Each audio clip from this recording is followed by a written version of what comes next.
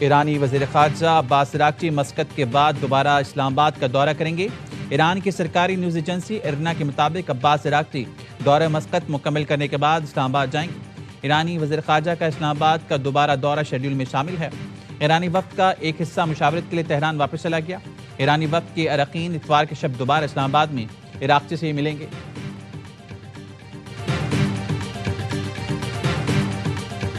I'd like to see something happen, but we're not going to be traveling 15, 16 hours to have a meeting with people that nobody ever heard of. But there's no reason to wait 2 days, have people traveling for 16, 17 hours. When they want, they can call me. I think Pakistan is terrific. I think the Field Marshal is fantastic. I think the Prime Minister of Pakistan is great.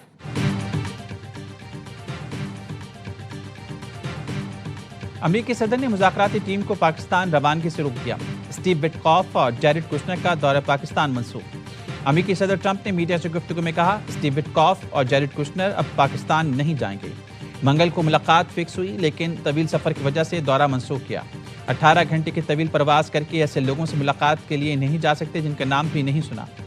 Venice وٹکاف اور Kushner بہترین ہیں۔ امریکی وقت طویل سفر کر کے بے مقصد باتوں کے لیے نہیں بیٹھیں گے۔ پاکستان نے تنازع میں بہترین کام کیا۔ فیلڈ مارشل عاصم منیر اور وزیر اعظم شہباز شریف بہترین شخصیات ہیں۔ فیلڈ مارشل عاصم منیر اور وزیر اعظم شہباز شریف چاہتے ہیں مسئلہ حل ہو۔ ایرانی حکام جب چاہیں ہمیں کال کر سکتے ہیں۔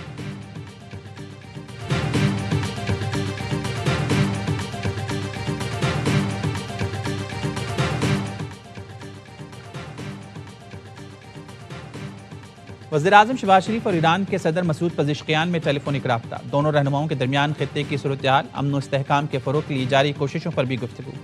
وزیر اعظم شہباز شریف نے کہا، پاکستان خطے میں امن و سلامتی کے لیے اپنی مخلصانہ کوششیں جاری رکھے گا۔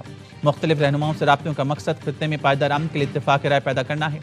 وزیر اعظم پاکستان اور ایران کے صدر کے درمیان 50 منٹ تک گفتگو ہوئی۔ وزیر اعظم شہباز شریف کا ایران کے سپریم لیڈر آیت اللہ مجتبی خامنئی کے لیے نیک تمناؤں کا پیغام۔ ایرانی صدر نے وزیر اعظم، فیلڈ مارشل اور سید عاصم منیر اسحاق ڈار کی امن کوششوں پر شکریہ ادا کیا۔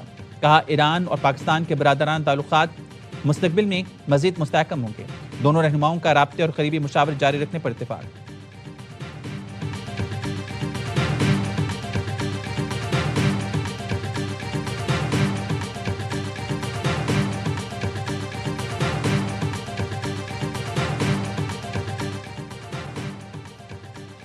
ایرانی وزیر خارجہ عباس عراقچی وفد کے ہمراہ عمان کے دورے پر مسقط پہنچ گئے۔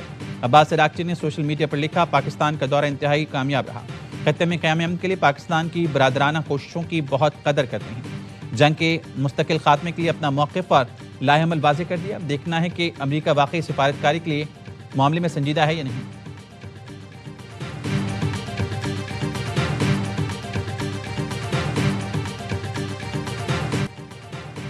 عباس عراقچی کی وزیر اعظم سے 2 گھنٹے طویل ملاقات میں خطے کی صورتحال اور دو طرفہ امور پر تبادلہ خیال کیا گیا۔ وزیر اعظم شہباز شریف نے ایکس پر لکھا، تصویریں شیئر کرتے ہوئے ایرانی وفد سے ملاقات پر خوشی ہوئی۔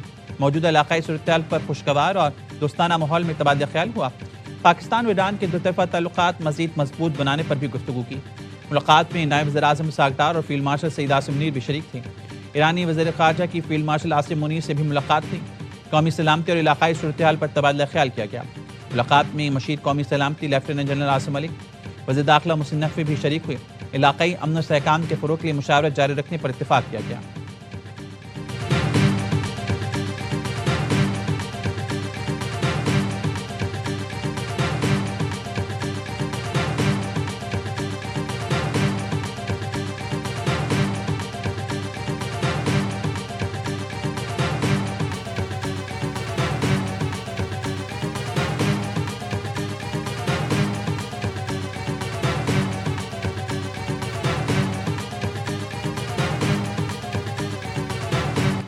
قطر پاکستان کی قیادت میں ثالثی کی کوششوں کی حمایت جاری رکھے گا۔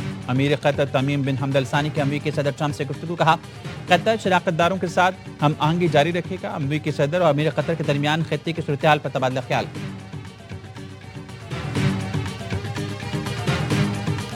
پاکستان کے ایران امریکہ مذاکرات میں سہولت کاری جاری رکھنے کے عزم کا اعادہ۔ نائب وزیر اعظم اسحاق ڈار کی زیر صدارت خطے کی صورتحال پر اجلاس۔ نائب وزیراعظم اسحاق ڈار کا کہنا تھا ایران امریکہ سہولت کاری سے متعلق سرکاری بیانات ہی پاکستان کا موقف ہیں، پاکستان امن و استحکام کے لیے اپنا مثبت کردار ادا کرتا رہے گا۔ نائب وزیراعظم اسحاق ڈار کا ترک اور مصری وزیر خارجہ سے ٹیلی فونک رابطہ، اسحاق ڈار نے پاکستان کی سفارتی کوششوں سے آگاہ کیا۔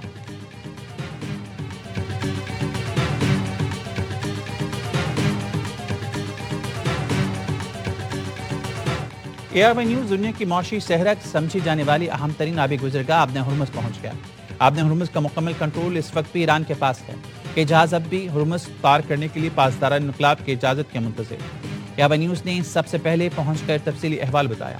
آبِ ہرمز کی تازہ ترین احوال دیکھیے اسی بلیٹن میں۔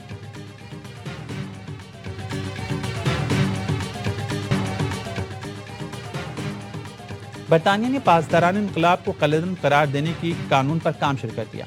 BBC کے مطابق پاسداران انقلاب پر پابندی کے لیے انسداد دہشت گردی کے نئے اختیارات متعارف کروائے جائیں گے۔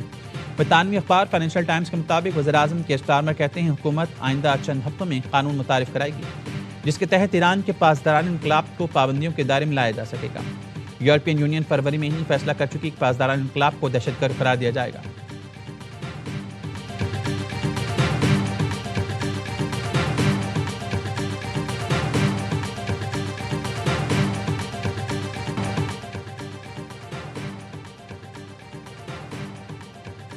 امریکہ توانائی وسائل پر قبضے کے لیے حملہ کرتا ہے، ایران اور وینزویلا اس کی مثال ہے۔ روسی وزیر خارجہ سرگئی لاروف کی امریکی پالیسیز پر شدید تنقید، کہا امریکہ عالمی توانائی منڈیوں پر غلبہ حاصل کرنے کی پالیسیز پر عمل پیرا ہے۔ واشنگٹن اپنے مفادات کے لیے بغاوت، اغوا اور رہنماؤں کے قتل جیسے طریقے پر اختیار کر رہا ہے۔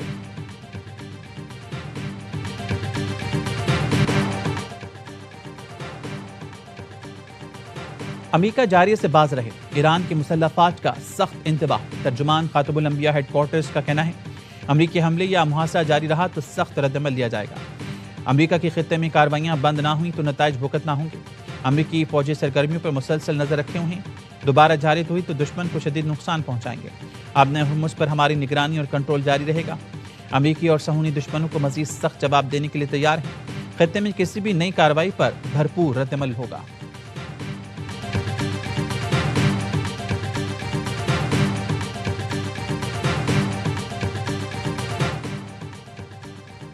امریکہ، روس اور چین یورپی ملکوں کے خلاف ہیں۔ یورپی ملکوں کو اپنے مفادات کے دفاع کے لیے خود آگے آنا ہوگا۔ فرانسیسی صدر کا کہنا ہے ہمیں نہیں بھولنا چاہیے کہ یہ غیر معمولی لمحہ ہے، یہی وقت ہے کہ ہم جاگ جائیں، ہمیں خود پر اعتماد کرتے ہوئے اپنا ایجنڈا پیش کرنا ہوگا۔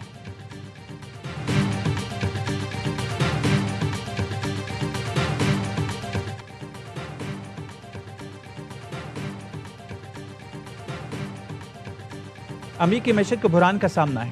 ڈالر سویپ اور دیگر مالیاتی اقدامات کا مقصد امریکی اثاثوں کے بے ہنگم فروغ کو روکنا ہے۔ ایرانی اسپیکر باقر غالباف کہتے ہیں امریکہ میں بعض سرمایہ کاروں کے لیے اثاثے فروغ کرنا محدود یا مشکل کر دیا گیا ہے۔ ادارہ جاتی سرمایہ کاروں پر فروغ کی حد مقرر کر دی گئی۔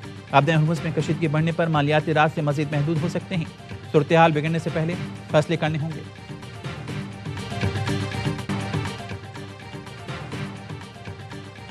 ایرانی حملوں سے امریکہ کو اربوں ڈالر کا نقصان ہوا۔ امریکی فوجی اڈوں پر نقصان جتنا بتایا گیا اس سے کہیں زیادہ ہے۔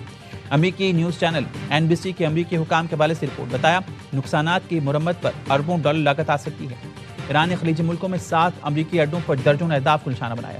واشنگٹن کے تھنک ٹینک امریکن انٹرپریزنٹیو انسٹیٹیوٹ کے رپورٹ کے حکام کے مطابق حملوں میں گوداموں، کمانڈ ہیڈ کوارٹرز، طیاروں کے ہینگرز، سیٹلائٹ کمیونیکیشن، رن ویز، جدید ترین ریڈار سسٹم، درجنوں جنگی طیاروں کو تباہ یا شدید نقصان پہنچایا گیا۔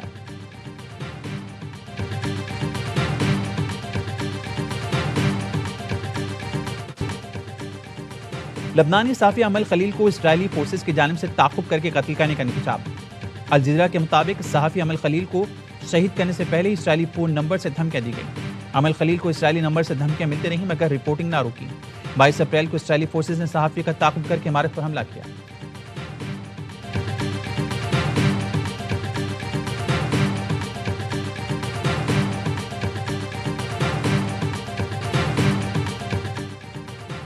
کراچی کے علاقے سائٹ میں حبیب بینک چورنگی کے قریب ٹریلر کی رکشے کو ٹکر 10 سالہ بچی جاں بحق، 3 افراد زخمی، بچی کی لاش اور زخمیوں کو اسپتال منتقل کر دیا گیا۔ پولیس نے حادثے کا سبب بننے والے ٹریلر کے خلاف کارروائی شروع کر دی۔